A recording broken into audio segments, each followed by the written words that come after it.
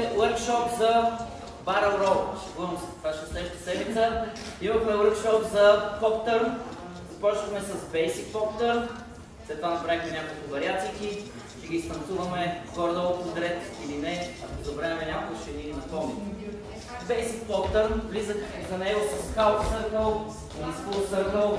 Засилваме една хубава инерцийка. Може да бъде и по-на място. След това я се завърна. Да впечатлиме фолуър.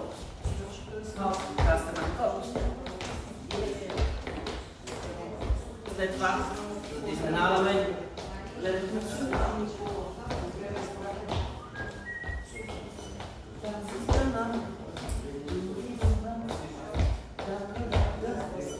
След това обаче стигахме и до отворен света.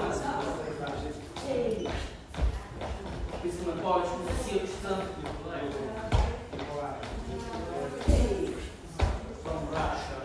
Естествено, ако искаме да става още по-фенс, мога и аз да се завъртя.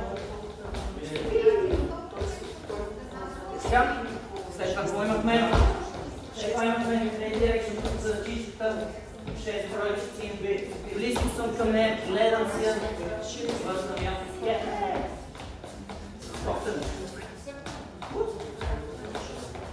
И накрая имаме ревърсване, пак си я гледам от тази страна.